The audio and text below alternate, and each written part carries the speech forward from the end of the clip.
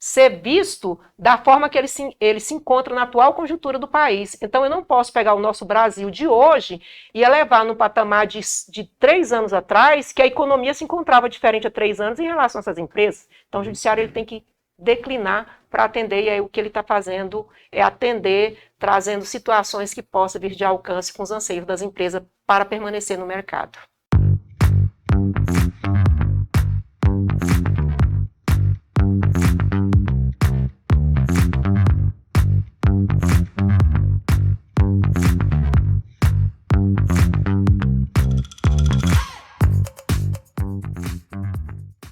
Tema do dia: Direito Civil e Processual Civil.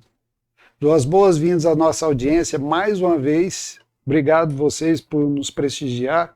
Hoje nós temos aqui a professora Goiaci Campos dos Santos Danck.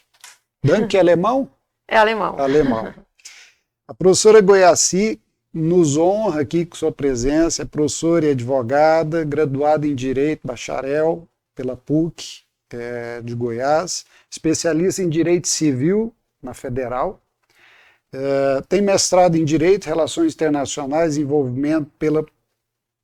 Desenvolvimento, né, pela PUC também, é coordenadora e professora de cursos de pós-graduação e professora de graduação também, dá aula para cursos preparatórios para a OAB, e tem uma ampla experiência na área de processo civil, monografia jurídica, direito civil.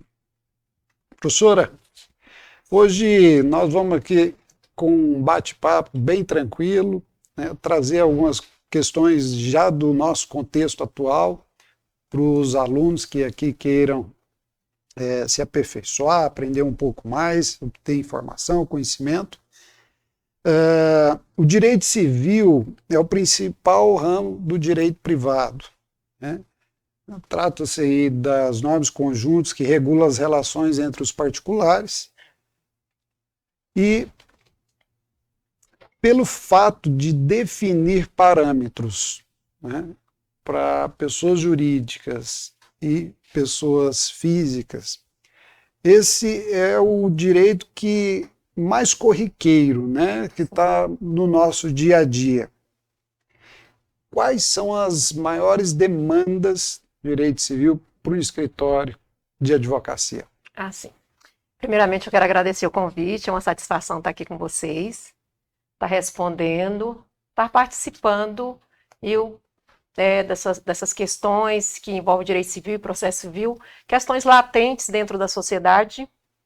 E respondendo a sua pergunta, nós temos muitas demandas dentro dos escritórios de advocacia, inclusive eu atuo há muitos anos na área, e o que eu observo? Que direito de família é uma área que ela sempre está em convulsões e sempre em transformações no mundo jurídico, porque a propriedade, ela tem alterações na busca do direito à propriedade, reintegração de posse, missão na posse, comprar um imóvel e o proprietário não querer se deslocar de dentro do imóvel. Mas o direito de família, dentro da área que eu verifico, que eu atuo com bastante frequência, é uma área que a gente observa que as pessoas elas buscam por vários fatores econômicos, emocionais. Então, dentro dessa vasta área do direito privado, eu acredito que o direito de família e sucessão é uma área que, sim, tem uma grande perspectiva de procura, em decorrência que todos têm família e todos um dia vão buscar o direito sucessório para resolver seus problemas patrimoniais. Então, dentro dos escritórios aí, pelo menos dentro da tua prática diária, as maiores demandas atendidas diz respeito à família. Sim, no direito civil. Quando a gente fala em família, a gente acaba que desemboca no direito sucessório. Né? A gente fala família e cai lá em sucessão. Inventários, essa situação toda. Mas também nós temos várias demandas na área contratual, principalmente nessa época pandêmica que nós estamos vivendo, esses conflitos em relação aos não cumprimento dos contratos. No meu escritório, por exemplo, nós temos várias situações envolvendo não cumprimento dos contratos em decorrência dos decretos, desse distanciamento, onde as empresas onde os prestadores de serviço não contemplam, eles não conseguem adimplir suas obrigações em decorrência que há um lockdown, a família toda está afetada pelo vírus. Então, são situações que nós não estávamos preparados. Então, eu entendo que, principalmente agora, o mundo contratual, as obrigações contratuais, elas estão sofrendo impactos de grande magnitude em decorrência dessa nova situação que afeta a sociedade. Aproveitando essa questão do contexto que estamos e dessa nova situação, né, que foi imposta a nós aí desde o ano passado, em razão da pandemia. Como é que essa relação virtual entre escritórios e o judiciário tem se estabelecido? E se isso veio para facilitar a questão dos processos, tornou, né, mais eficiente, diminuiu as demandas, né, que eram trazidas para o judiciário, ou agilizou, né, a solução, os trâmites. Como está hoje, né, em razão do contexto que nós vivemos? Esse mundo virtual dentro do jurídico. Então, no primeiro momento que se instalou essa pandemia no mundo, o judiciário ele sofreu um grande impacto. Ninguém estava preparado para essa pandemia, ninguém estava, claro. Então, ele se adequou à nova realidade. E as audiências passaram a ser virtuais. Agora, teve alguns atos, algumas situações que deveriam ser cumpridas pessoalmente, como, por exemplo, a citação pessoal do devedor de alimentos. Então, nós tivemos uma retração. Essas demandas, elas tiveram uma queda no sentido de não cumprimento, porque o próprio oficial de justiça não poderia se deslocar até a casa do devedor de alimentos. Então, nós tivemos algumas situações que nem o judiciário, nesse primeiro momento, ele não teve como suportar e saber como lidar com essa situação, porque em decorrência do próprio distanciamento. Mas, atualmente, o judiciário ele se adequou a essa nova realidade, as audiências elas estão sendo feitas com frequência, o que eu observo é que a pandemia ela não está sendo um óbice ao segmento, à realização dos atos do Poder Judiciário. Maravilha. Então, audiências também, tudo online. Todas as audiências online, eu acredito, é tão interessante a gente pegando o gancho, porque a sociedade, até as pessoas mais leigas, elas começaram a se adequar a uma nova realidade, começaram a manusear os celulares, verificar o que é o link que é mandado pelo Poder Judiciário. Essas pessoas, elas chegam no escritório para fazer audiência, não, doutor, eu estou aqui e tal. Aquelas pessoas humildes, elas se igualaram de tal forma nessa era globalizada da computação, que elas precisaram aprender também para não ficar para trás, porque as audiências agora são dessa forma e todos precisam, né?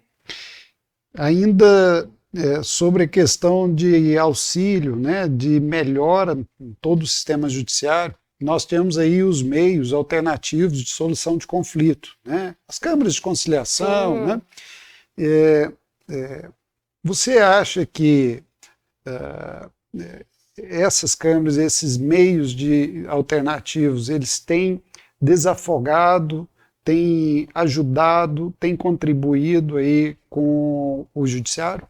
Sim, inclusive, muito interessante o que você está questionando, é que o atual CPC, ele traz essa visão de um progressista, no sentido de atender o interesse das partes, e o juiz ele tem que se adequar a uma nova realidade social em buscar desapegar um pouco daquele formalismo jurídico para atender o interesse das partes. Nós temos aí o chamado sistema multiportas, que é muito interessante nós trazermos aqui. Por quê? Porque aí o judiciário se adequa com as audiências, quantas audiências será necessário para resolver essa questão, as questões das conciliações, desses mutirões. Então, isso é muito importante para nós verificarmos que, atualmente, o judiciário, pelo princípio da cooperação, ele está ali para atender o interesse das partes. Então, ele tem que desapegar do formalismo, e essa nova proposta do CPC, ela é louvável, porque ela vai dar uma celeridade aos atos processuais e atender o interesse das partes. Professora Guiarci, professora, coordenadora de curso de pós-graduação, e eu acredito que, assim como o judiciário e todas as áreas, né, econômicas, sejam elas essenciais ou não, como está sendo classificada hoje, Aham. a educação também vem não sofrendo, mas exigindo mudanças, né, se reinventar. Esse mundo hoje, o virtual, o ensino à distância, o que ele tem contribuído positivamente para nós, professores, para os cursos que hoje estão aí? Olha, eu entendo que, ainda que não pareça, mas a gente que está na área da educação, a gente observa que com esse sistema remoto, veio facilitar em alguns aspectos, principalmente o econômico, para o aluno.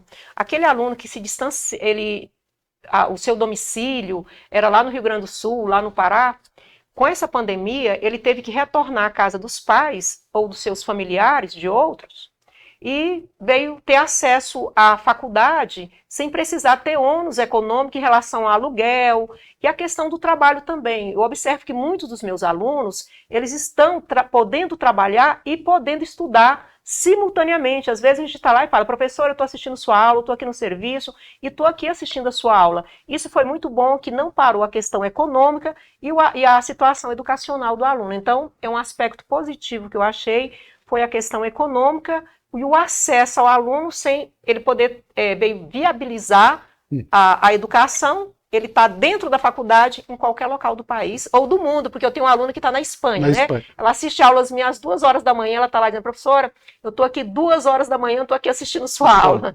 Mas maravilha. Ela, maravilha, maravilha. E eu digo, então, a acessibilidade e a conveniência, né? Demais. O aluno hoje pode sair do trabalho e ir para sua casa, não pegar trânsito, jantar em casa com sua família e ainda assistir a aula. Né? Exatamente. E para a gente encerrar, eu queria fazer uma pergunta mais sob o ponto de vista técnico, mas também não saindo aí do nosso contexto, né?